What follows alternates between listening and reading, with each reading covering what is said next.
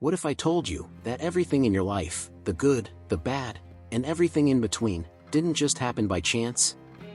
What if the real reason things are the way they are starts not with your actions, your environment, or even your past, but with a single thought? A thought you might be having right now. The hidden blueprint of your life, the invisible force shaping every detail of your reality before you even realize it's happening. This isn't about positive thinking or empty affirmations. This is about the raw mechanics of your mind, how your thoughts become beliefs, beliefs become behaviors, and behaviors become your destiny. In this audiobook, we'll explore the profound truth: you become what you think. Not just emotionally or spiritually, but literally. Your thoughts are the foundation of your relationships, your success, your health, and your happiness. And whether you realize it or not, you've already been building. The only question is, are you building intentionally, or letting someone else's blueprint shape your life? Let this be your blueprint. Let this be your awakening. Because the mind is fertile soil. And whatever you plant there, will grow. Click play to begin shaping your reality, one thought at a time. Chapter 1. Your mind is a factory line. Have you ever noticed how some people seem to effortlessly attract success while others struggle to catch a break, despite working just as hard? Or how someone can walk into a room and instantly feel confident, while another person feels anxious or out of place? It's not luck. It's not fate. It's not even about talent alone. It's about what's happening inside their minds, the invisible factory line where thoughts are produced, refined, and ultimately turned into real-life outcomes. The mind, a thought manufacturing plant. Think of your mind as a high-output factory. Every second of every day, it's producing something: ideas, beliefs, emotions, judgments, expectations. These aren't just mental events, they're raw materials. And like any factory, what goes in determines what comes out. The critical thing to understand is this: your brain doesn't distinguish between real experiences and repeated thoughts. If you repeatedly imagine failure, your brain begins to act as if you've already failed. If you dwell on fear, your body responds with stress hormones like cortisol and adrenaline, preparing for danger even if no threat exists. Conversely, if you fill your mind with visions of success, clarity, and confidence, your brain starts wiring itself to support those outcomes. This is not philosophy, it's neuroscience. Studies have shown that visualizing an action activates many of the same neural pathways as actually performing it. Athletes use this principle to train without moving a muscle.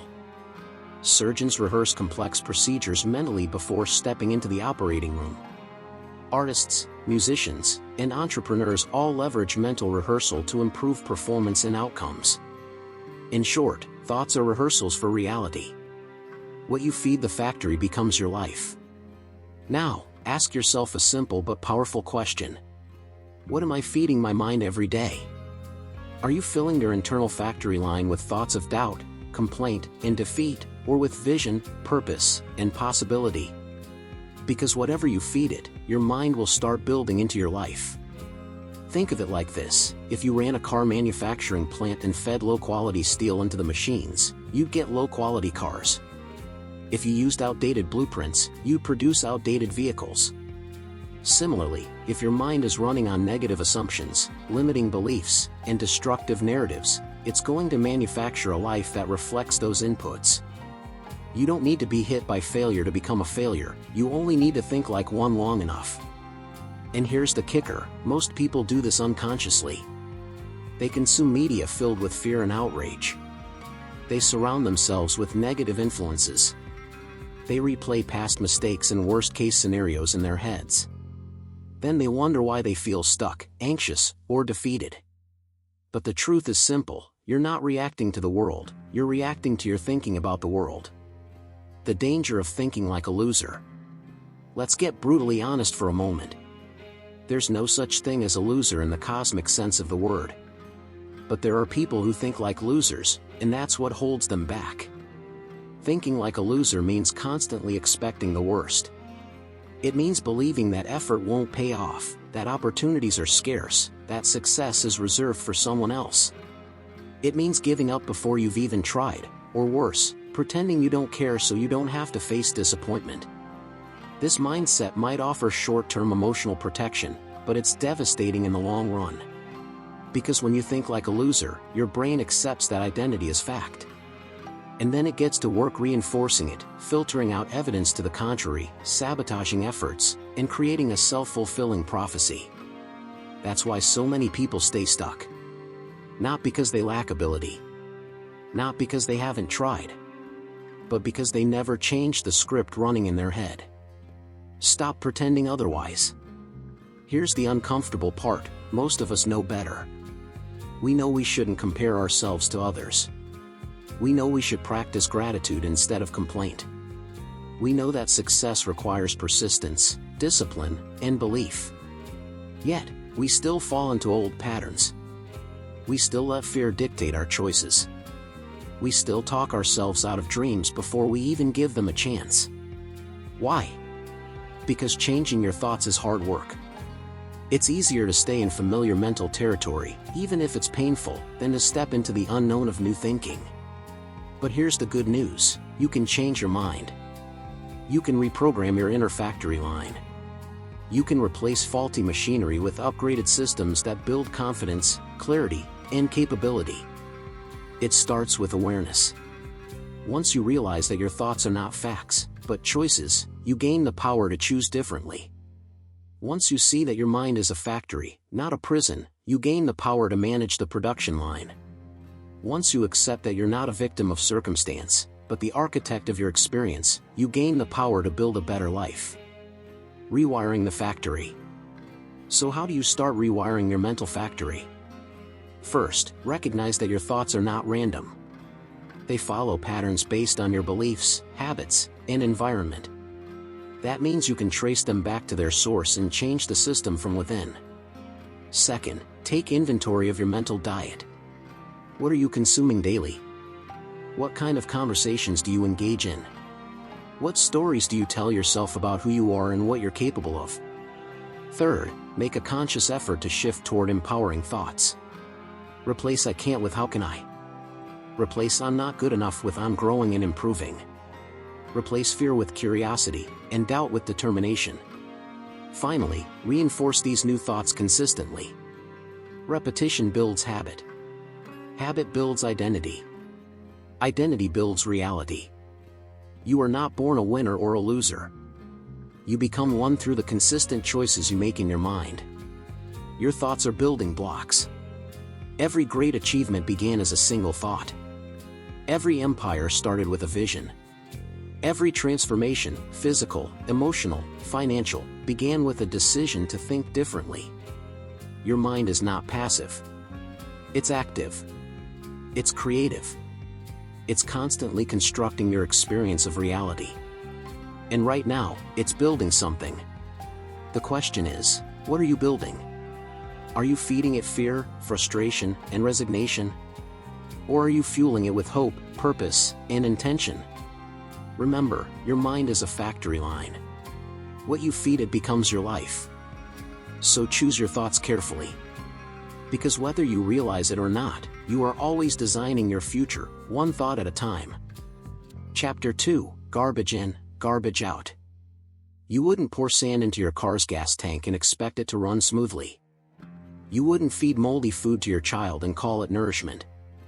And yet, many people flood their minds with negativity, misinformation, and self-limiting beliefs, and then wonder why they feel stuck, unhappy, or broken. The truth is simple: your mind operates like any other system. What you put in determines what comes out. This principle is known as GIGO: garbage in, garbage out. If your mental environment is polluted with toxic thoughts, negative media, and destructive narratives, don't be surprised when your life reflects that chaos. Your mind is a mirror. Think of your mind as a mirror. It doesn't judge what it reflects, it simply shows it. When your internal world is filled with clarity, purpose, and peace, those qualities will show up in your external life. But when your inner world is cluttered with fear, doubt, and resentment, those shadows will leak into every area of your reality. Most people spend more time cleaning their homes than they do cleaning their minds. They vacuum rugs and wipe counters, but never clean out the mental junk that's clogging their thinking. They sanitize their physical environments, but let emotional toxins fester unchecked. That's a mistake. Because your mind is the engine room of your life. And if it's running on contaminated fuel, your entire system will suffer. The hidden cost of toxic thoughts. Toxic thoughts are like invisible poisons.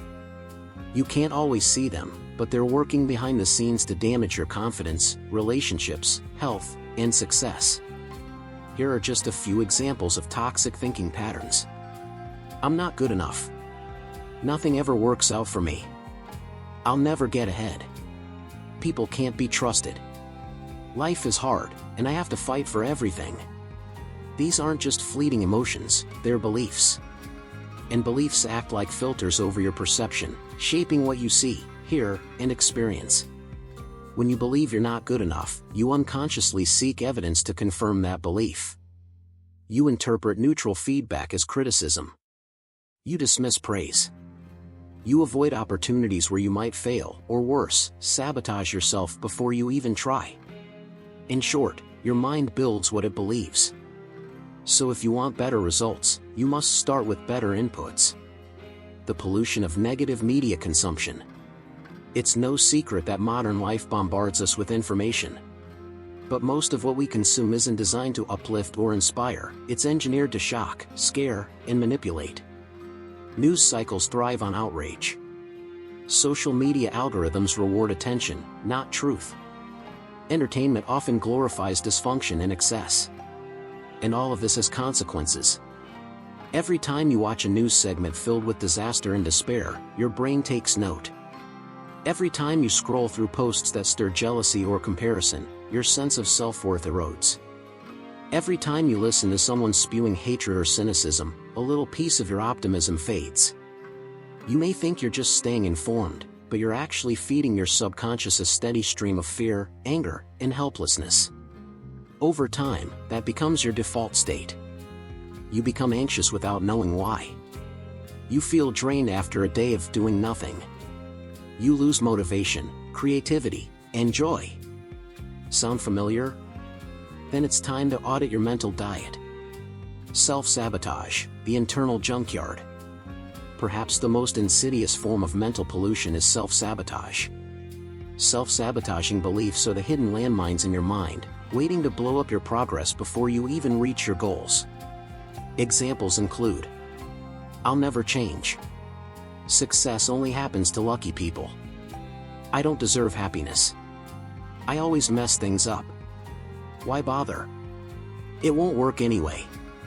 These thoughts are like weeds, they grow quietly, spread quickly, and choke out anything positive trying to take root. Worse, they often masquerade as logic or realism.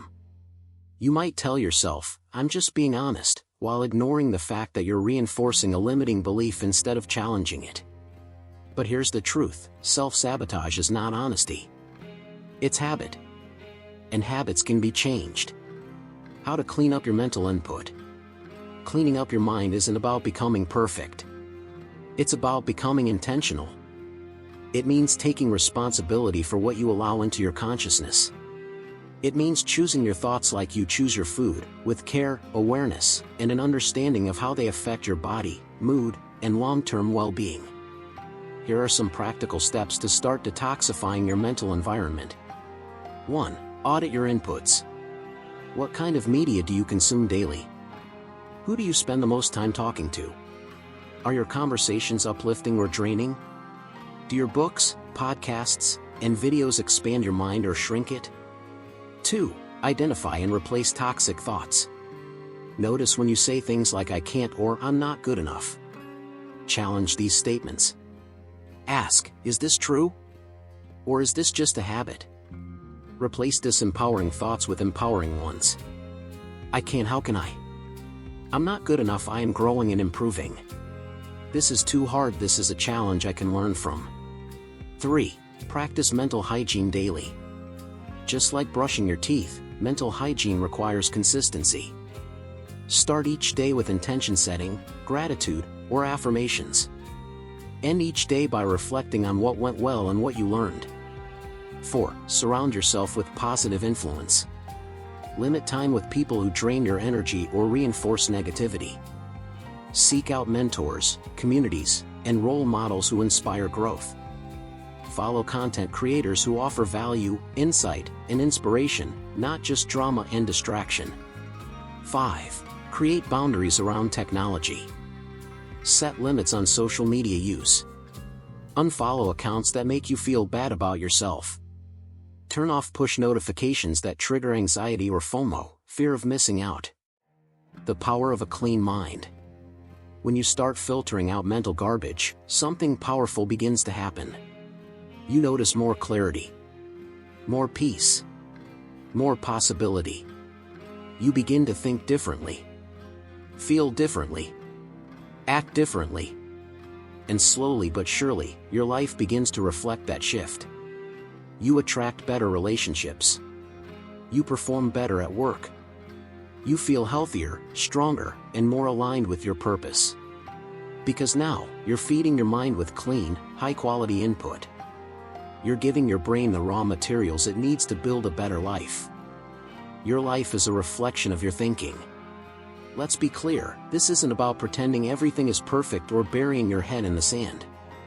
It's about recognizing that your mind is constantly processing data, forming beliefs, and shaping your experience of reality. And if you want a cleaner, calmer, more fulfilling life, you need a cleaner, calmer, more disciplined mind. So ask yourself, are you pouring gasoline into your mental engine, or sand? Are you feeding your brain nourishing thoughts, or junk food? Are you allowing garbage in, knowing full well that garbage will come out? If so, it's time to change. Because you don't have to keep drowning in your own mental mess. You can clean up your input, and transform your life in the process. Chapter 3. Belief isn't just faith, it's programming. You may think of belief as something abstract, an idea you hold about the world or yourself. Something philosophical. Maybe even spiritual. But in truth, belief is far more than faith or opinion. Belief is code. And your subconscious mind runs on it like software. Think of your brain as a highly advanced computer system. It constantly processes data, makes decisions, and directs your actions, not based on what's objectively true, but on what it believes to be true. That means if you believe you're capable, your brain will find ways to prove it. If you believe you're unworthy, it will act accordingly. If you believe success is impossible, your mind will make sure you never get too close to it. This isn't metaphorical, it's neurological. Your beliefs create neural pathways that guide your thoughts, emotions, and behaviors without you ever realizing it. In other words, once a belief is installed, your mind doesn't question it, it executes it. The hidden operating system, your subconscious mind. The conscious part of your mind, the one you're using right now to read these words, is only a small portion of your mental processing power. Most of what drives your life happens beneath the surface, in the vast, invisible realm of the subconscious mind. Your subconscious is like the background program running your operating system. It controls your habits, your automatic responses, your emotional triggers, and your deeply held beliefs about who you are and what's possible.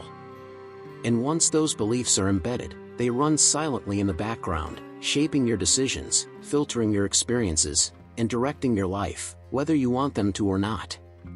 So if you have a belief that says, "I'm not good enough," your subconscious won't argue with it. It will simply look for evidence to support it. You'll interpret neutral feedback as criticism. You'll dismiss praise. You'll hesitate when opportunities arise. You'll sabotage progress before it gets too close. Why? Because your subconscious mind isn't trying to help you succeed, it's trying to keep you consistent with your internal programming. That's its job. Where do beliefs come from? Beliefs aren't just random ideas floating through your head. They're formed over time, usually during childhood, based on your environment, upbringing, education, and early experiences. For example, a child who is repeatedly told, "You're not paying attention," may grow up believing they're scatterbrained or undisciplined, even if it's no longer true. A teenager criticized for making mistakes might internalize the belief that failure equals shame, and avoid risks their entire life. Someone who grew up in a household where money was scarce might carry the unconscious belief that wealth is either unattainable or dangerous. These beliefs become deeply embedded in your psyche. Over time, they harden into assumptions about yourself and the world. And once that happens, your brain treats them like facts, even if they were originally based on misunderstanding, trauma, or misinformation. The danger of limiting beliefs. Limiting beliefs are like viruses in your mental software. They corrupt your thinking, distort your perception, and prevent you from accessing your full potential. Here are some common limiting beliefs people carry, often without realizing it. I don't deserve happiness. Success only happens to lucky people. I can't change who I am. People can't be trusted. I always mess things up. Sound familiar?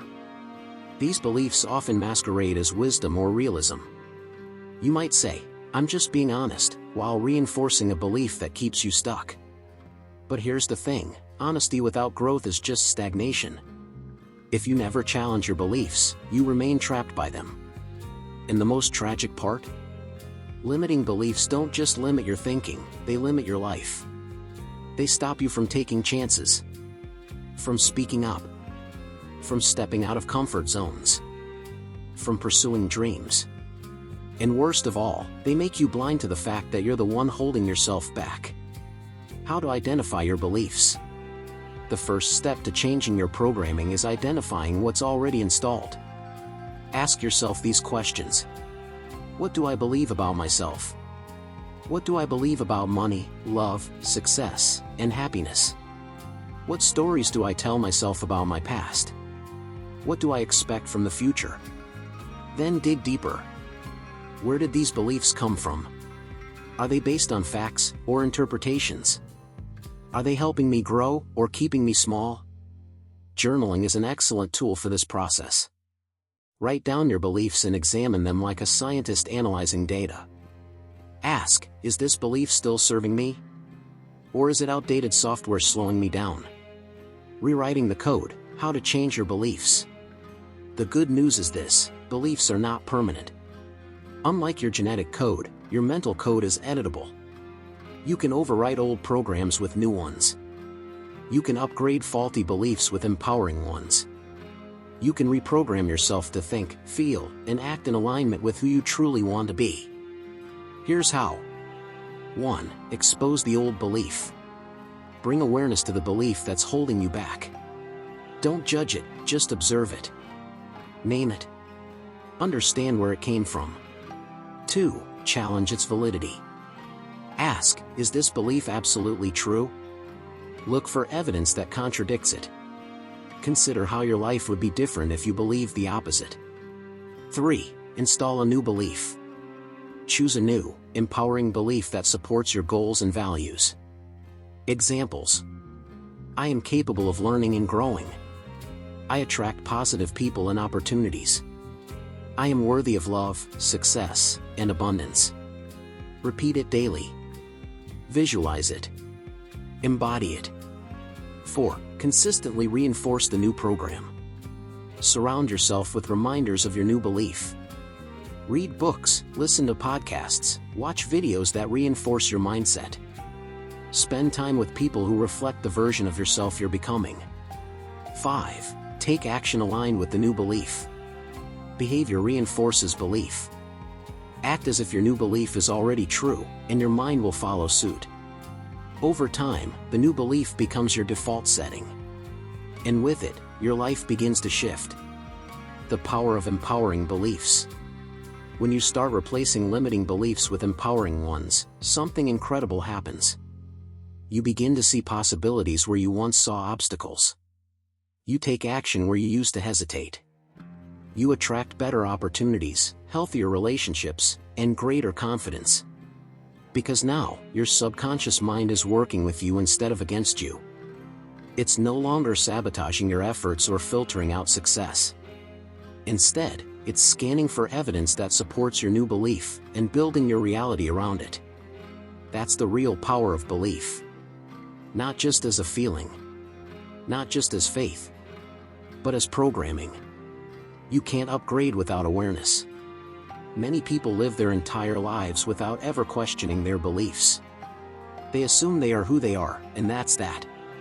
But you now know the truth. You are not defined by your past beliefs. You are not stuck with the programming you inherited. You are not doomed to repeat the same patterns because of what you once believed. You can rewrite the code. You can update your system. You can install a new version of yourself. All it takes is awareness, courage, and consistency. So ask yourself, what belief is currently running your life? And more importantly, who would you become if you changed it? Chapter 4, The Lie of Positive Thinking. For years, you've been told that all you need is a little more positivity. Think happy thoughts. Smile through the pain. Visualize success and it will come. Sounds nice, doesn't it? But if positive thinking alone could change your life, then every person reading this book would already be living their dream. You wouldn't be stuck in the same old patterns. You wouldn't keep setting goals you never reach. You wouldn't feel like something's missing, even when everything looks fine on paper. The truth is simple: positive thinking without conviction and action is just daydreaming. And dreams don't build lives, decisions do. The myth of empty affirmations. Somewhere along the way, we bought into the idea that repeating affirmations like "I am confident" or "I attract abundance" would somehow rewire our brains overnight. But here's what happens when you say something you don't truly believe. Your subconscious mind knows you're lying. It doesn't respond to words, it responds to felt experience. So if you say, "I am successful," while feeling deep down that you're not, your brain simply ignores the statement. Worse, it starts doubting your authenticity. This is why so many people give up on affirmations, visualization, and even meditation. They try them for a few days, see no results, and conclude that mindset work doesn't work. But the problem wasn't the tools. The problem was the approach. Positive thinking is not equal to mindset change. Let's make one thing clear. There's a big difference between positive thinking and real mindset change. Positive thinking is surface level. It's about putting on a smile when you're hurting inside. It's about ignoring problems instead of solving them. It's about pretending everything is fine when it clearly isn't. Mindset change, on the other hand, is structural. It's about identifying the root beliefs that are holding you back. It's about rewiring how you interpret failure, success, effort, and self-worth. It's about building new neural pathways, not just reciting new words. If you want real transformation, you can't just think positively, you have to think differently. The danger of toxic positivity. There's another hidden danger in blind positivity: toxic optimism. Toxic positivity is the belief that you should always stay upbeat, no matter what's happening in your life. It tells you that if you're struggling, it's because you're not being positive enough. This kind of thinking invalidates real emotions. It shames people for feeling pain, grief, anger, or frustration. It makes you suppress your true feelings instead of processing them. And that's not healing, that's repression. Real growth doesn't come from pretending everything is okay. It comes from facing reality head-on, understanding where you are, and making the decision to move forward with clarity and purpose. Why wishing doesn't work? Let's talk about wishing. Wishing is passive. It's the mental equivalent of sitting by the riverbank hoping the fish jumps into your lap. I wish I had more confidence. I wish I had better relationships. I wish I could finally start that business. But wishing is not planning. Wishing is not taking action.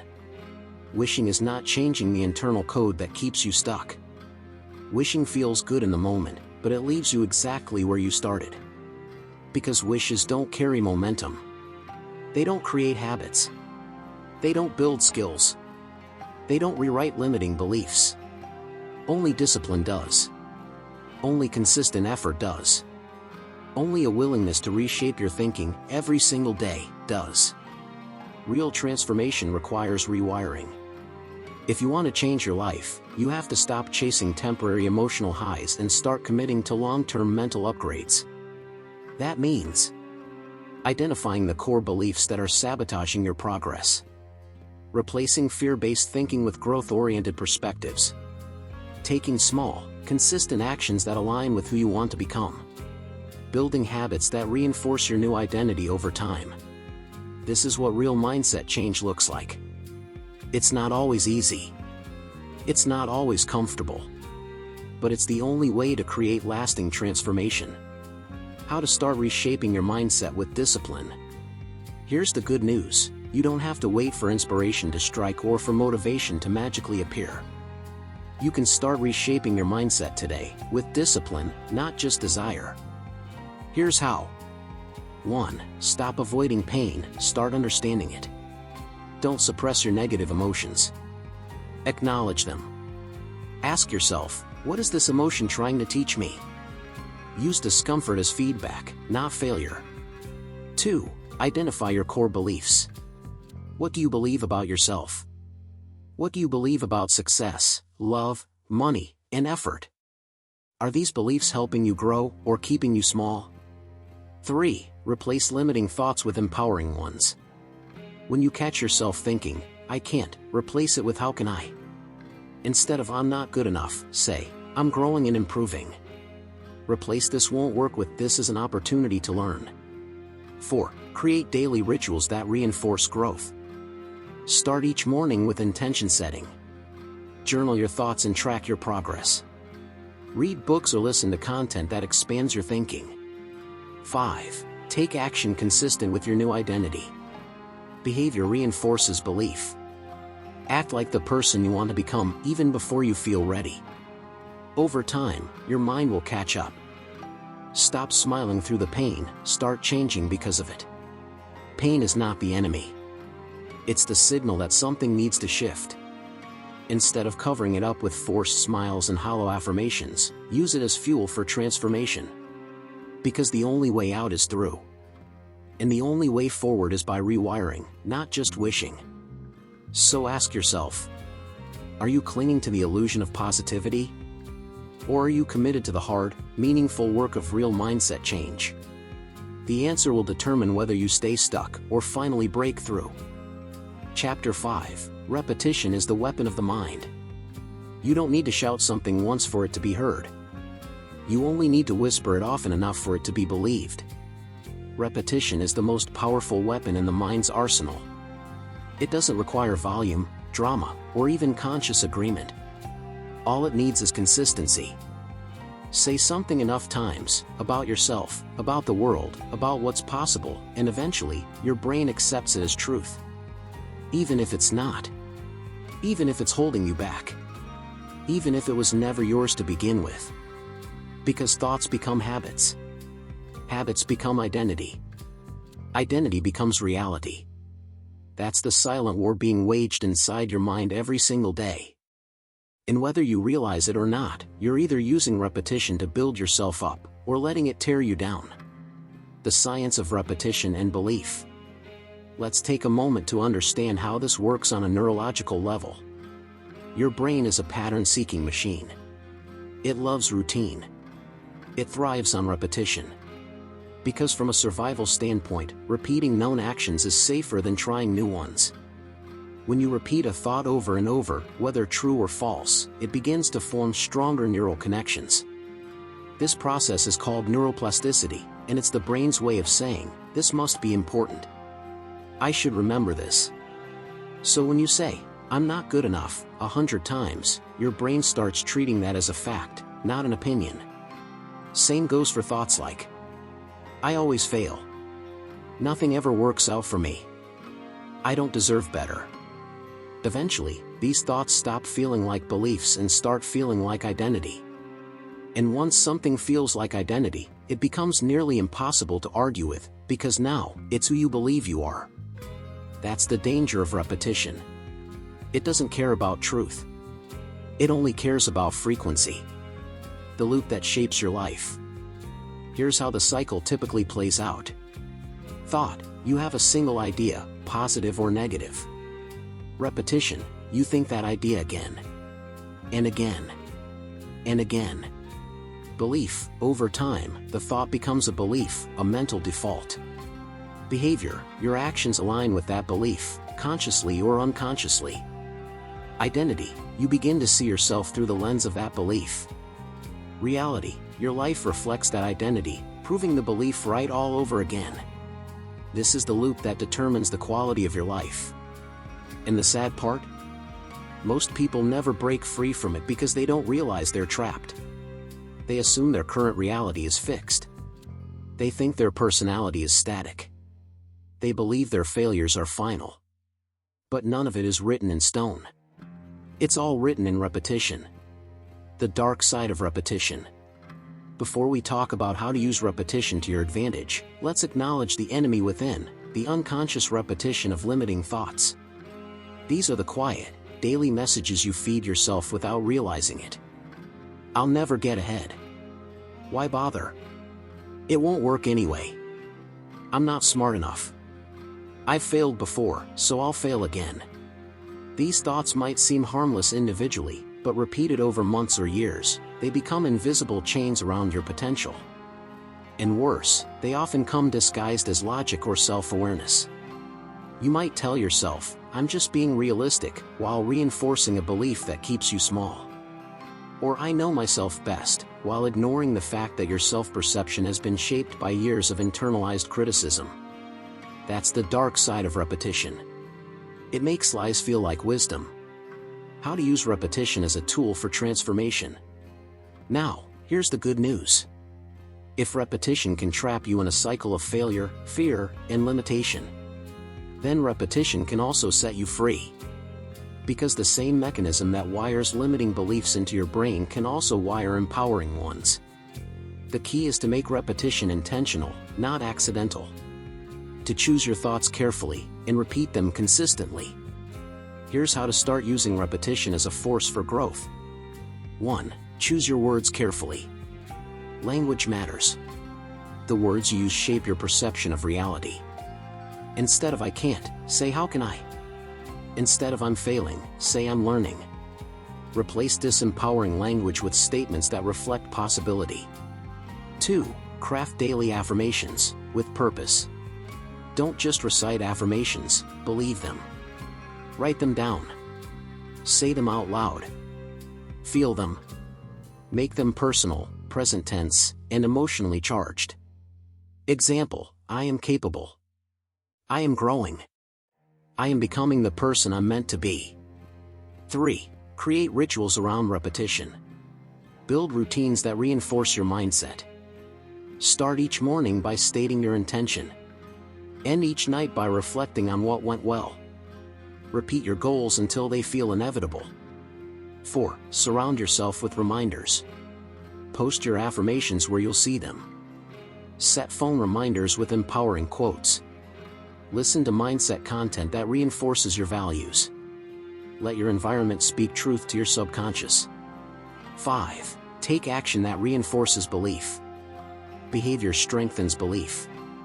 Act like the person you want to become, even before you feel ready. Every action you take sends a message to your brain: this is who I am. What are you repeating today? At the end of the day, your life is not shaped by one big decision. It's shaped by the small, consistent choices you make every day. What you say to yourself in private. What you allow your mind to dwell on. What you repeat again and again until it becomes real. So ask yourself, am I feeding my mind with weakness or strength? Am I repeating doubt or purpose? Am I shaping my identity through discipline or letting it happen by accident? Because whatever you repeat today will echo into tomorrow. And whatever you repeat long enough will become your reality. Use repetition wisely. Repeat truth. Repeat power. Repeat purpose. And above all, repeat until it becomes who you are. Chapter 6, Visualization, Building Reality Before It Happens. You don't need to wait for success to find you. You can see it first. Before you speak the words, before you take the action, before the opportunity even appears, you can imagine it so clearly that your brain begins treating it as if it's already happening. Because visualization isn't fantasy. It's not wishful thinking or daydreaming. It's mental rehearsal. It's the silent blueprint your subconscious uses to guide your behavior, shape your emotions, and ultimately, create your reality. This is why athletes visualize every detail of their performance before stepping onto the field. Why top entrepreneurs mentally walk through key decisions before making them. Why winners across all fields use this technique to gain an edge, not just in competition, but in life. Because when done with clarity and conviction, visualization primes your mind for success. The science behind seeing it to believing it. Let's start with what happens inside your brain when you visualize. Neuroscientists have discovered something fascinating. When you vividly imagine doing something, your brain lights up in much the same way as if you were actually doing it. This is due to a process called mental simulation, where your brain activates the same neural pathways used during physical action, all without moving a muscle. In one study, 2 groups of people practiced playing piano. One group physically practiced. The other only visualized themselves playing. Guess what happened? The brain scans of both groups showed nearly identical patterns of neural activity. That's the power of visualization. It doesn't just feel like practice, it is practice. And when applied consistently, it builds skill, confidence, and clarity long before real-world execution. Why winners visualize, and losers don't. Most people live reactively. They wait for things to happen before they respond. But the most successful among us operate differently. They anticipate. They prepare. They see the finish line before they've taken the first step. That's the difference between those who play small and those who win big. Winners don't just hope for success, they rehearse it. They see themselves delivering the pitch, crossing the finish line, closing the deal, speaking with confidence, making the right decision under pressure. They don't leave outcomes to chance. They build the experience in their minds first, so when the moment comes, it feels familiar, not foreign.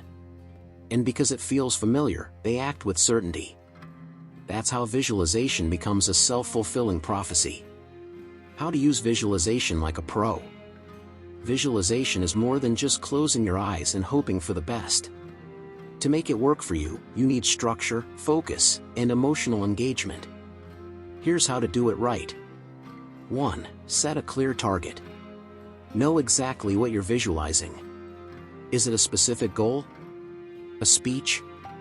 A difficult conversation? The more specific, the better. 2. Create a mental movie. Close your eyes and imagine yourself succeeding. Picture the environment. Hear the sounds.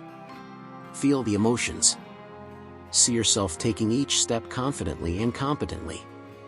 3. Engage your emotions. Don't just watch the scene, feel it.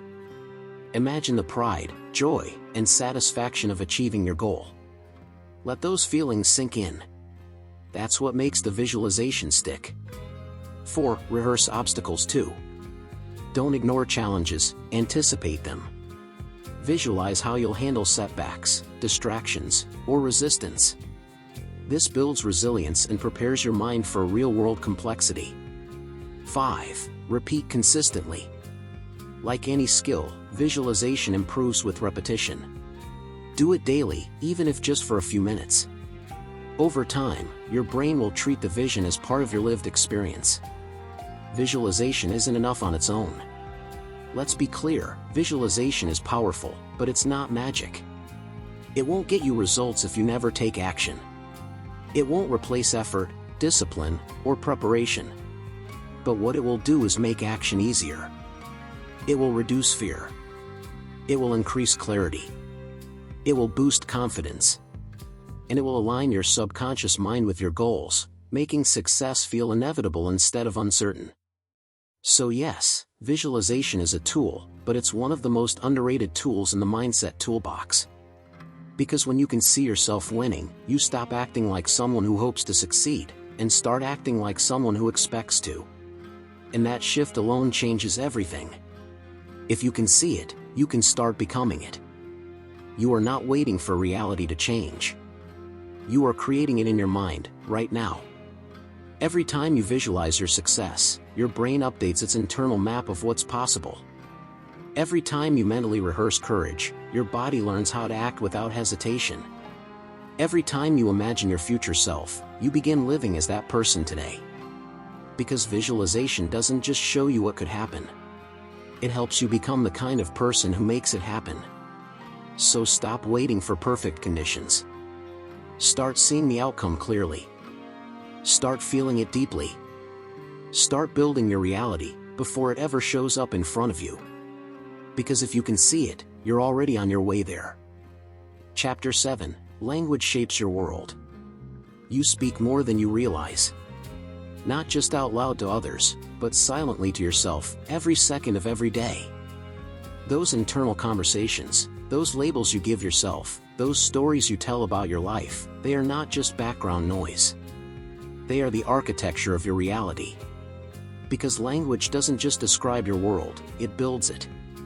Every time you say something like "I can't," "I'm not good enough," or "this always happens to me," you're not just describing a situation. You're reinforcing a belief. And over time, those beliefs shape your identity, which then shapes your life. That's why changing your language isn't about being politically correct or sugarcoating reality. It's about rewriting the code that runs your mind. Words are loaded bullets. Think of your words as loaded bullets in a gun. Each one has the potential to either empower or destroy.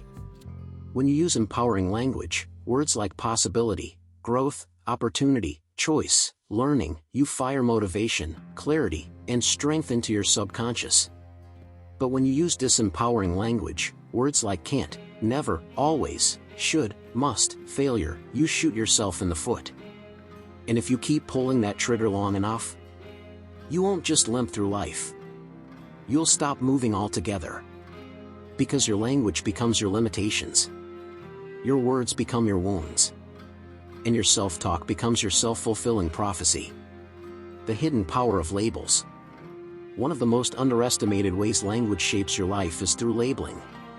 Labels are shortcuts your brain uses to categorize people, events, and even yourself. But here's the problem: once you label something, your brain stops questioning it. If you label yourself as bad at math, you stop trying. If you label someone else as untrustworthy, you stop giving them a chance. If you label an experience as a failure, you stop learning from it. These labels may feel accurate in the moment, but they're often incomplete, exaggerated, or outdated. And yet, they stick.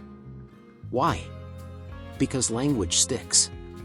Once you say something out loud, or even think it strongly enough, you begin treating it as fact. That's the danger of careless language. It turns assumptions into truths. It turns temporary setbacks into permanent identities. It turns possibility into impossibility. How language programs your subconscious mind. Let's get technical for a moment. Your subconscious mind doesn't process sarcasm, irony, or nuance. It takes what you say literally. So when you say, "I don't want to be broke," your conscious mind hears the negative, "don't want," but your subconscious focuses on the positive part of the sentence, broke. Same with statements like, "I hope I don't mess this up." "I'm trying not to be anxious." "I don't want to fail." All of these phrases reinforce the very things you're trying to avoid. Because your subconscious mind doesn't understand negation, it only understands the image you're creating. So if you want to change your results, you must first change your language. Because what you say, especially to yourself, programs your mind for success or sabotage. The damage of passive language. Another subtle but powerful way language limits you is through passive voice. Passive language removes your agency. It makes you sound like a victim of circumstance rather than the author of your own life. Compare these two sentences. Passive, mistakes were made. Active, I made a mistake, and now I'm learning from it. The first hides responsibility. The second owns it, and opens the door to growth. Now apply that principle to your daily self-talk. Passive, I was overlooked for the promotion. Active, I didn't advocate for myself clearly enough. Passive, I got rejected again. Active, I put myself out there, and now I know what needs improvement. See the difference? Passive language keeps you stuck. Active language empowers you to move forward. How to change your language in your life. Changing your language isn't about pretending everything is perfect. It's about choosing words that reflect who you want to become, not just who you've been. Here's how to start reshaping your language, in your life, with intention. 1. Catch yourself in the act. Start paying attention to your self-talk. When you catch yourself saying "I can't," pause. Replace it with "How can I?" When you say "I'm bad at this," reframe it as "I'm improving." 2. Swap limiting words with empowering ones. Replace "can't" with "haven't learned yet." Replace failure with feedback. Replace should with choose to. Replace "this always happens to me" with "this is a pattern I can change." 3. Use present tense affirmations. Speak as if the outcome is already happening. Instead of "I will be confident," say "I am becoming more confident every day." Instead of "I hope to succeed," say "I am capable of making this happen." 4. Talk to yourself like you would to someone you love. Would you talk to a friend the way you talk to yourself? If not, adjust your tone. Be kind. Be encouraging. Be supportive. 5. Journal daily to rewire your thinking. Write down your thoughts each day. Identify patterns of disempowering language. Replace them with new narratives that reflect growth and possibility. Final thought: you don't just speak words, words speak you. By now, you should see the truth clearly. Language is not just a tool for expression. It's a tool for transformation. Every word you choose carries weight. Every phrase you repeat builds belief. Every story you tell yourself becomes your reality. So ask yourself, are your words lifting you up or holding you back? Are they helping you grow or keeping you small? Are you speaking the language of limitation or liberation?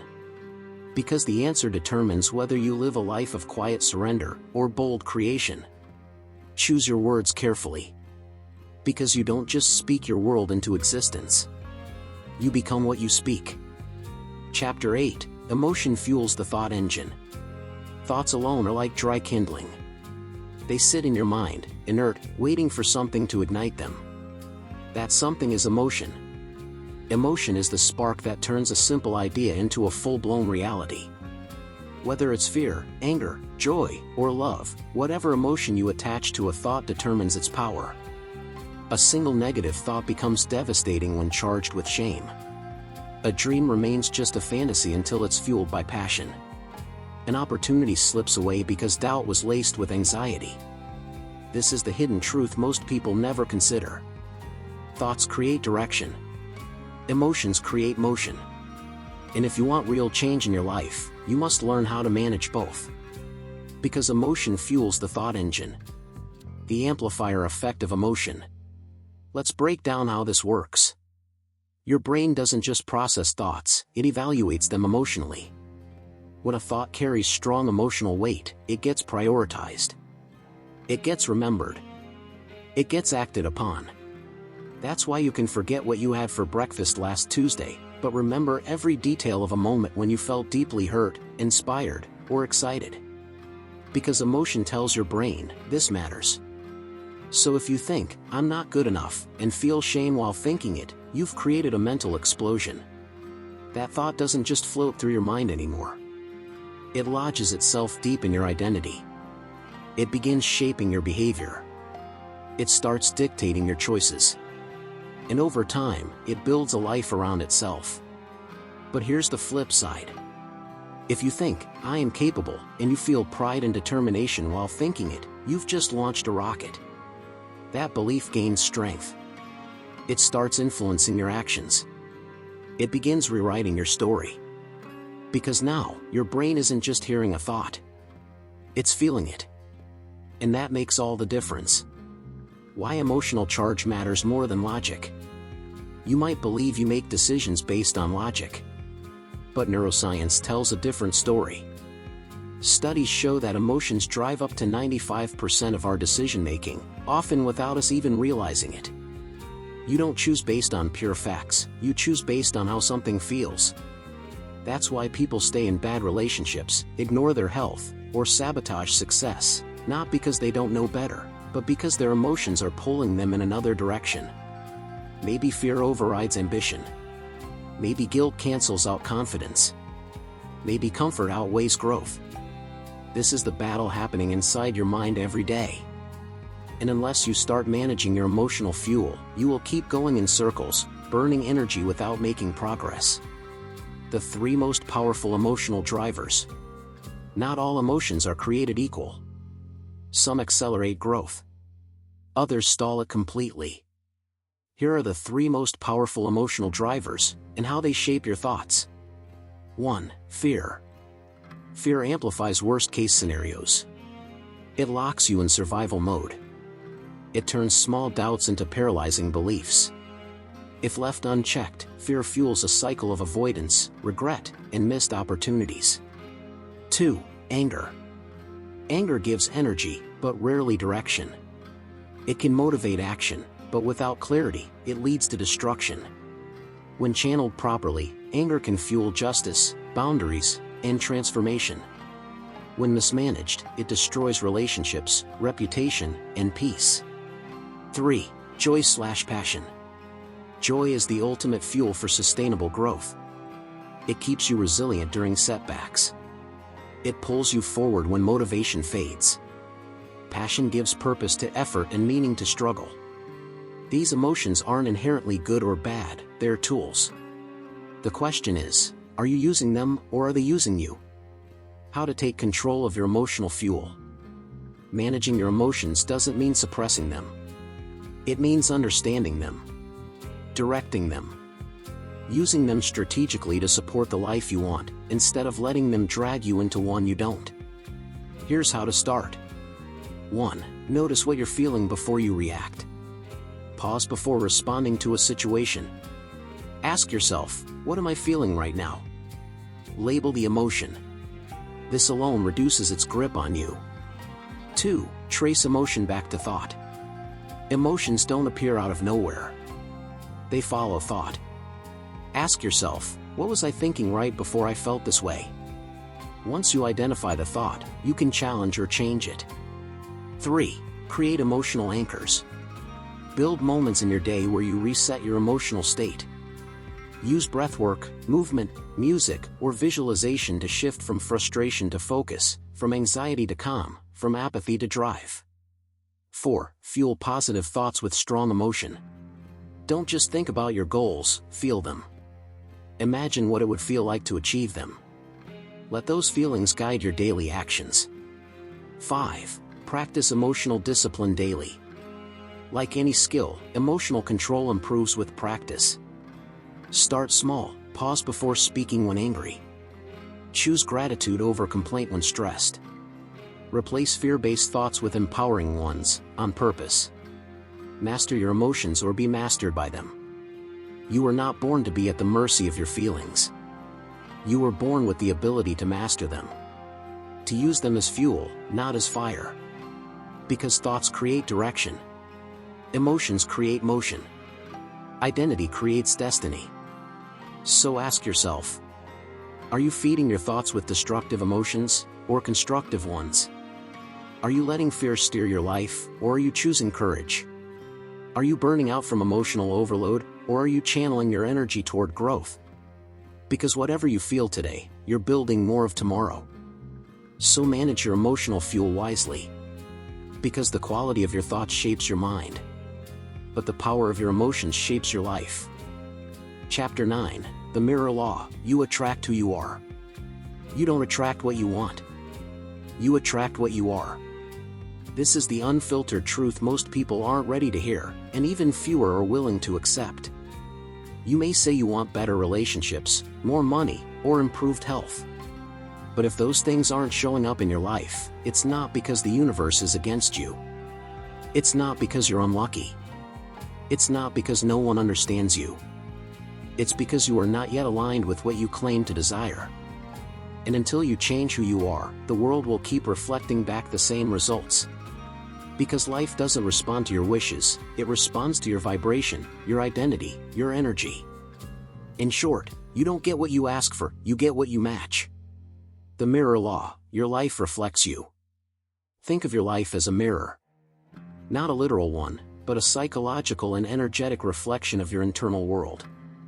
What shows up around you, your relationships, your finances, your health, your opportunities, is not separate from you. It's an extension of your beliefs, behaviors, and emotional patterns. If you constantly attract toxic people, it's not just bad luck, it's a signal that something within you resonates with toxicity. If you struggle with money, it's not just about poor budgeting, it's about your unconscious relationship with abundance. If you feel stuck in your career, it's not only about external barriers, it's about your own self-worth and expectations. This is the mirror law. Whatever shows up in your life is a reflection of who you are being on the inside. That means if you want different results, you must become a different person. Not just do different things. Not just read different books. But become someone who naturally attracts and creates what they want. Why wanting isn't enough. Most people spend their lives chasing outcomes without ever changing the person they are becoming. They want love, but act from fear. They want success, but think like a failure. They want peace, but live in constant stress. Wanting is not transformation. Wanting is just wishing dressed up as effort. Real change begins when you stop trying to get something and start learning how to be someone. Because the moment you embody the version of yourself that deserves what you want, that's the moment it starts showing up. How your thoughts create your reality. Let's break this down further. Your thoughts shape your beliefs. Your beliefs shape your identity. Your identity shapes your behavior. Your behavior shapes your environment. And your environment shapes your reality. So if you're thinking thoughts of scarcity, unworthiness, or limitation, you're building a life that reflects those thoughts. If you believe you're not good enough, you'll unconsciously sabotage success. If you believe people can't be trusted, you'll either push them away or attract those who confirm your belief. If you believe life is hard, you'll interpret every challenge as proof that you're right.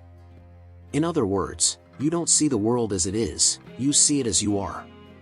And the world gives you more of what you already are. The people in your life are mirrors. One of the most uncomfortable but necessary truths? The people in your life are mirrors. They reflect your values, boundaries, and self-perception. If you surround yourself with complainers, chances are you tolerate complaining, even in yourself. If you keep meeting people who disrespect you, it may not be them, it may be your own lack of self-respect drawing those types in. If you feel invisible in your relationships, ask yourself, am I making myself seen? Am I standing in my power? People don't enter your life randomly. They arrive because you match their frequency. Which means if you want better people in your life, you must first become the kind of person who attracts them. Not by manipulation. Not by pretending. But by evolving. By healing. By growing. Because you never attract someone above your level of self-worth. How to change what you attract. Now that you understand the law at play, here's how to shift the mirror. 1. Stop blaming the reflection. Stop blaming your partner, your job, your parents, or your past. Take full responsibility for where you are. Not to punish yourself, but to empower yourself. 2. Look inward before reaching outward. Ask yourself, why am I attracting this? What part of me believes I deserve this? What thought pattern or emotional habit is creating this result? 3. Heal the inside to change the outside. Work on your mindset. Address limiting beliefs. Raise your standards for yourself and others. Heal old wounds that keep pulling you back into familiar pain. 4. Raise your vibration. Surround yourself with positivity. Practice gratitude daily. Feed your mind with empowering content. Speak to yourself with respect and kindness. 5. Live as if you already are. Act like the person you want to become. Dress like someone who respects themselves. Speak like someone who knows their worth. Make choices like someone who expects the best from life. When you align your inner world with your desired outer world, the gap closes. Because the moment you become the person who deserves what you want, that's the moment you begin receiving it. Look in the mirror, not around it. Life doesn't give you what you want. It gives you what you are. And if you don't like what you see in the mirror, don't smash the glass. Don't blame the frame. Don't curse the lighting. Instead, look deeper. Ask yourself, who am I being that causes this reality? What belief am I holding onto that keeps me stuck? What emotion am I feeding that maintains this cycle? Because once you answer those questions honestly, you open the door to real change. Because you are not a victim of your circumstances. You are the creator of them. And the moment you take full responsibility for what you've created is the moment you gain the power to create something new. So look in the mirror. Not with judgment. Not with shame. But with clarity. Because the reflection staring back at you, that's the key to everything you want. Chapter 10, The Daily Grind of Thought Discipline. There is no magic pill for mindset. No app that instantly rewires your brain. No seminar that changes your life forever in a single weekend. If you want real, lasting transformation, if you want to stop dreaming and start living the life you desire, you must understand one hard truth. Mastering your mind is not an event.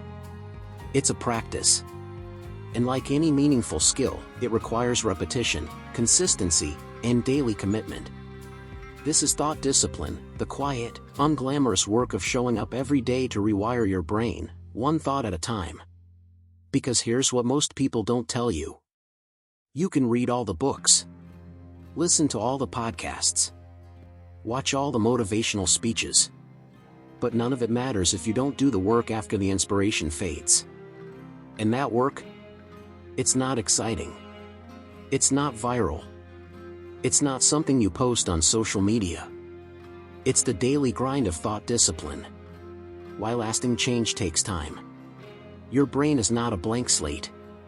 It's a complex system built over years, sometimes decades, of repeated thoughts, reinforced beliefs, and habitual emotional responses. Every time you've doubted yourself, reacted out of fear, or told yourself you're not ready, you've strengthened neural pathways that keep you stuck. These patterns are not going to disappear overnight just because you had a moment of clarity or watched a TED Talk. That's like expecting to run a marathon after watching a race. Real change happens through consistent mental training. Just like building muscle, improving your mindset takes time, repetition, and patience. Thought discipline means choosing better thoughts, even when you don't feel like it. It means catching yourself before you fall into old patterns, even when it's easier not to. It means doing the internal work even when no one is watching, and nothing feels different yet. Because transformation always begins in the invisible world of thought before it ever shows up in your reality. Complacency is the silent killer of growth. Let's talk about the enemy of progress, complacency. It's not always loud or dramatic. Sometimes, it's the belief that I've got this figured out. Or the idea that one good week of positive thinking means you've made it. Or the assumption that once you understand something, you've already changed it. But understanding is not the same as embodiment. Knowledge is not the same as action. And motivation is not the same as discipline. Complacency creeps in when you mistake awareness for achievement. And that's where most people fall off the path, not because they failed, but because they stopped showing up. They let their minds return to autopilot. They allowed old habits to take back control. And suddenly, weeks turn into months, and they wonder why they're still stuck. So here's a reminder. Growth doesn't pause just because you feel comfortable. In fact, comfort is often the signal that you've stopped growing. How to build thought discipline like a pro. The good news? Discipline isn't something you either have or don't. It's a skill. And like any skill, it can be developed with practice. Here's how to start building real thought discipline. 1. Start small, but start. You don't need to overhaul your entire mindset in one day. Pick one habit to focus on. Journaling each morning. Catching negative self-talk. Practicing gratitude. Do it consistently for 21 days and watch how it reshapes your thinking. 2. Create a morning mindset routine. Your first thoughts set the tone for your entire day. Start with intention. Affirmations. Visualization. Breath work or meditation. Don't let the day begin without consciously directing your mind. 3. Track your thoughts like a coach tracks performance. Awareness is the first step to change. Keep a thought journal. Write down your limiting beliefs. Replace them with empowering ones. Review them regularly to see how far you've come. 4. Surround yourself with accountability. Thought discipline thrives with structure. Use tools like habit tracking apps, accountability partners, mindset coaching, or communities. When you commit publicly, you're more likely to follow through. 5. Accept that some days will be hard. Discipline isn't about feeling motivated. It's about showing up even when you don't. On tough days, remind yourself, progress is built in small steps. Consistency beats intensity. I'm not here for quick fixes, I'm here for lasting change. Final thought, you either show up or you don't. At the end of the day, thought discipline comes down to one simple question. Are you committed to becoming who you want to be, or not? Because if you are, then you'll show up. Even when it's boring. Even when it's hard. Even when you don't feel like it. Because you know that every thought you choose builds the life you live.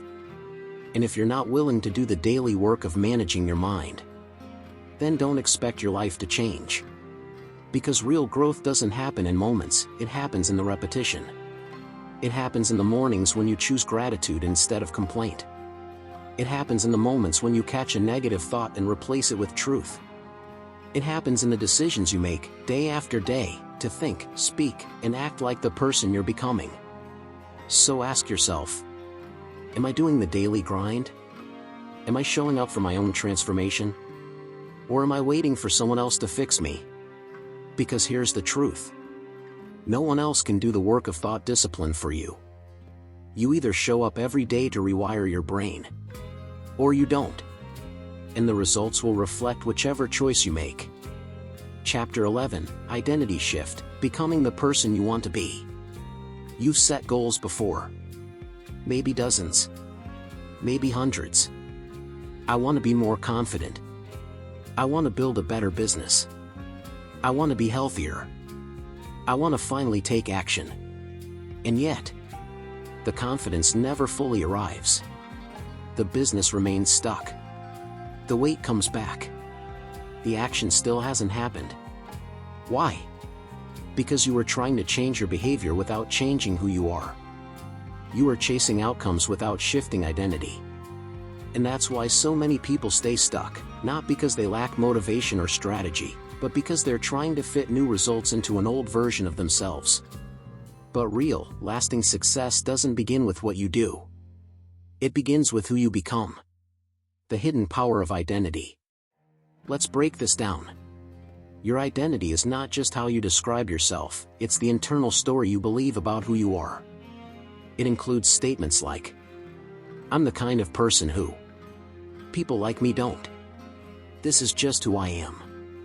These beliefs run your life. They shape your decisions. They filter your experiences. And most importantly, they determine what you believe is possible for you. If you see yourself as someone who procrastinates, you'll keep delaying action even when it matters. If you believe you're bad with money, you'll continue struggling financially, no matter how much income you earn. If you think you're not cut out for leadership, you'll avoid opportunities that would help you grow into one. In short, you act in alignment with your identity, not your goals.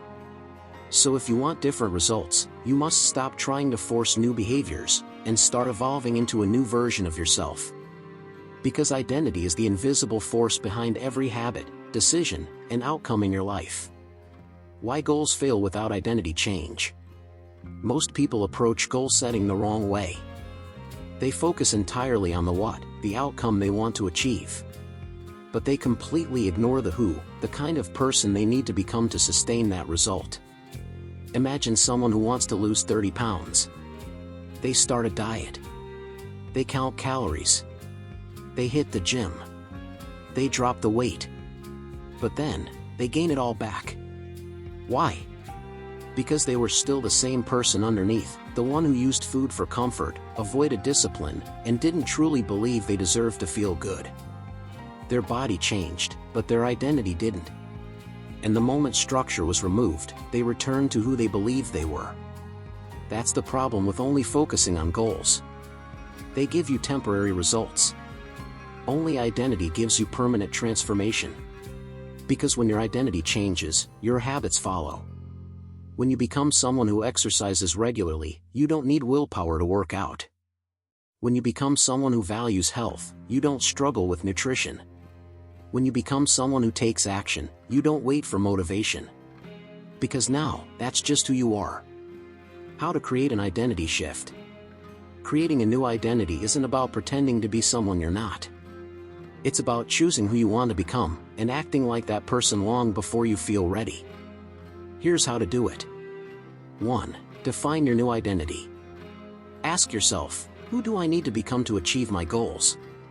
Write it down clearly. I am a consistent person. I am a confident speaker. I am a disciplined worker. I am a resilient leader. Make it simple. Make it present tense. Make it believable. 2. Act like that person every day. Behavior reinforces belief. Act as if you already are the person you want to become, even if you don't feel like it yet. Show up. Do the work. Make the call. Take the risk. Over time, your brain will accept the new identity as real. 3. Surround yourself with evidence. Build proof that supports your new identity. Keep a journal of small wins. Track progress daily. Surround yourself with people who reflect the version of yourself you're becoming. 4. Talk to yourself differently. Language shapes identity. Stop saying things like, I wish I could. I'm trying to be better. One day, maybe. Start speaking like the person you want to become. I am building this skill. I choose to show up. I own my results. 5. Embrace discomfort as growth. Identity shifts are uncomfortable. You'll face resistance. You'll question yourself. You'll feel like a fraud at times. That's normal. That means you're stretching beyond your current limits. Lean into the discomfort. It's a sign you're evolving. Success is inevitable when identity aligns with action. Here's the truth. You don't need more motivation. You don't need another plan. You don't need permission from anyone else. What you need is a shift in identity.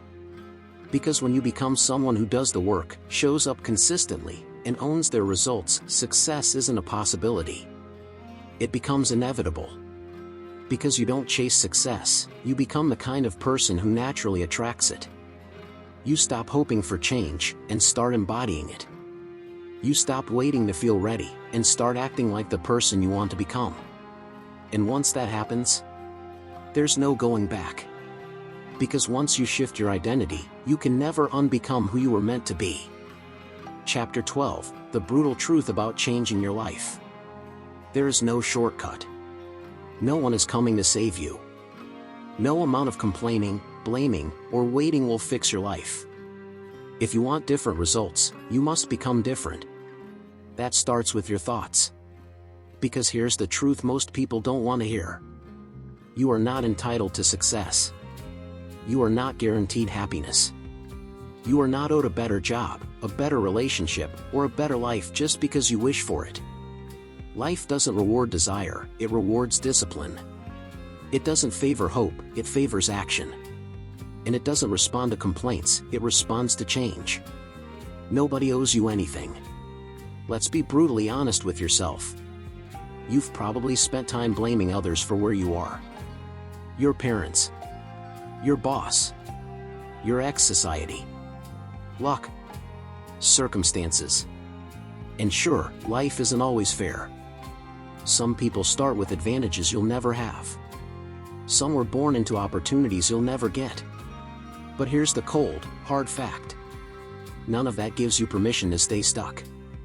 Because at some point, you have to stop pointing fingers, and start taking responsibility. At some point, you have to accept that while your past may have shaped you, it does not have to define you. At some point, you have to look in the mirror and say, I am where I am, not because the world failed me, but because I allowed myself to settle. And if you want more from life, then you have to earn it. Complaining is the enemy of progress. Complaining feels good in the moment. It releases tension. It creates connection. It makes you feel justified. But it also keeps you powerless.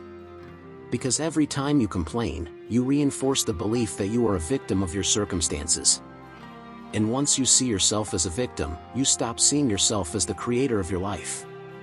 You stop taking action. You stop making choices. You stop believing you can change anything. So ask yourself, are you venting to release emotion, or are you using complaints as an excuse to avoid growth? Are you sharing your struggles to find support, or are you reinforcing a story that keeps you small? Because complaining without action is just suffering disguised as conversation. And if you keep doing it long enough, you'll forget that you ever had the power to change anything at all. Blaming keeps you stuck. Blame is the easy way out. It lets you off the hook. It tells you that your problems come from outside forces, so you don't have to face the uncomfortable truth. You are the common denominator in every failure, setback, and struggle you've ever had. Not because you're broken. Not because you're weak. But because you are the only person you can control. And until you take full responsibility for your life, including your thoughts, your habits, and your decisions, you will remain at the mercy of everything else. Blaming your past won't heal it. Blaming your environment won't change it.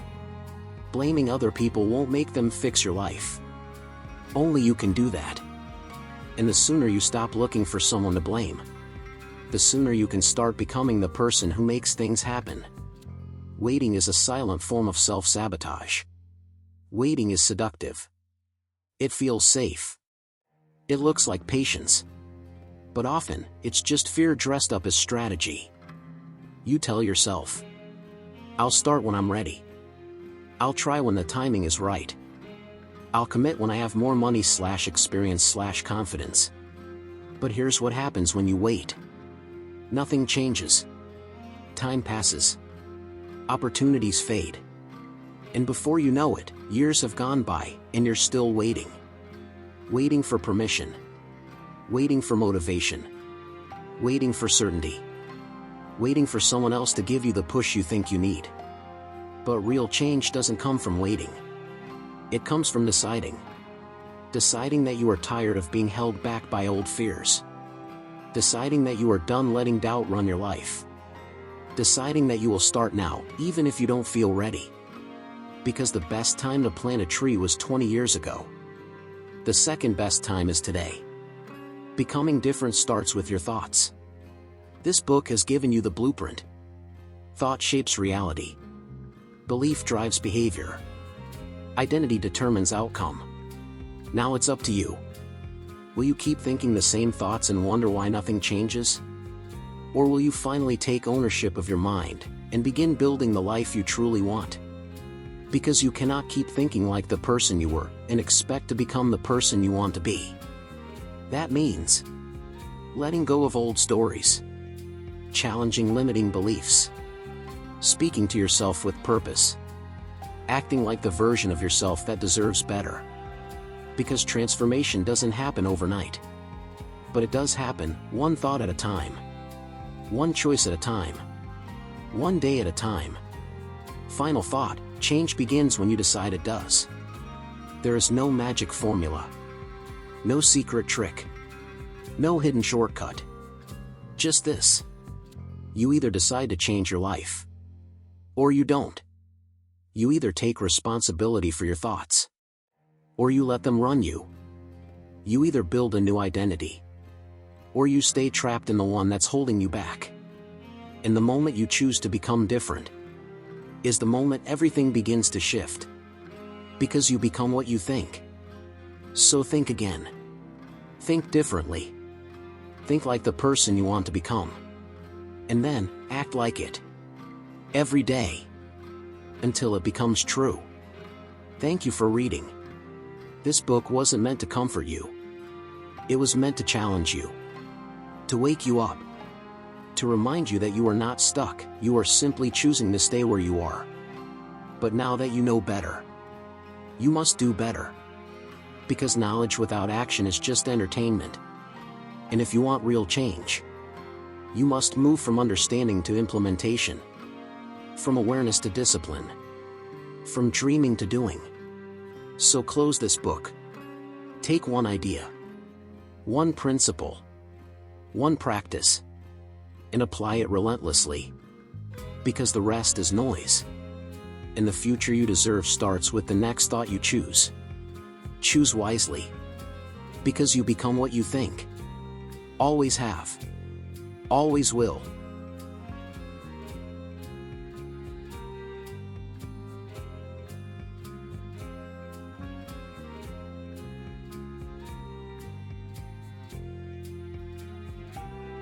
You are the builder.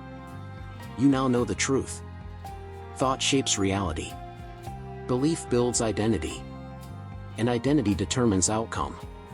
You are not a victim of circumstance. You are not at the mercy of luck or fate. You are not powerless in the face of your life. You are the architect, the designer, the builder. And whether you realize it or not, you've already been constructing your life every single day. Every thought has been a brick. Every belief, a beam. Every word spoken to yourself, a blueprint. Now the only question that matters is this. What kind of builder do you want to be moving forward? You have the tools, now use them. Let's be honest. This book didn't give you anything you couldn't have figured out on your own, eventually. But now you have it all laid out clearly. How your thoughts create your reality. How repetition wires your brain. How visualization builds success before it happens. How language shapes your world. How emotion fuels everything. How identity determines your destiny. You have the tools. You have the knowledge. You have the roadmap. All that's left is for you to use them. Because information without implementation changes nothing. Understanding without action keeps you stuck. And awareness without courage leaves you exactly where you are. So stop waiting. Stop hoping. Stop pretending you don't already know what needs to be done. Because you do. The only thing standing between you and your dream life is you. There's no secret club. No hidden key. No elite formula that only some people get to use. It's just you, and the choices you make when no one is watching. When motivation fades. When fear shows up. When nobody cheers. That's where the real battle is won or lost. And if you keep choosing comfort over growth, if you keep letting doubt win over desire, if you keep thinking like the person you were instead of who you could be, then don't be surprised when your life stays exactly the same. Because you become what you think. Always have. Always will. Build the life you want, or keep living the one you designed. Here's the brutal truth. You've already built the life you're living. You just did it unconsciously. Through habits of thought. Through patterns of belief. Through years of unchallenged self-talk. And if you want something different, you must build differently. With intention. With discipline. With daily effort. Because building a better life doesn't happen with a single moment of inspiration, it happens through thousands of small decisions made over time. Decisions to choose better thoughts. To speak with more power. To act with more courage. To believe in something greater than your past. That's how you build a new life. Not by accident, but by design. Final thought, you have the power, now choose to use it. You don't need permission. You don't need approval. You don't need someone else's blessing. You only need one thing. The balls to start building. Right now. Even if you're afraid. Even if you don't feel ready. Even if you've failed before. Because the moment you decide, really decide, to take full responsibility for your mind, is the moment your life begins to change. Because you are not here to dream. You are here to build. So pick up your tools. Clear the mental clutter. Lay the foundation. And begin. Because the life you want isn't waiting for you. It's waiting for you to show up. Ready or not. Let's build. This isn't a feel-good guide. It's a no-nonsense blueprint. Your thoughts are shaping your destiny, whether you realize it or not. You can either take control or let them destroy you. Choose wisely. Because you become what you think. Always have. Always will.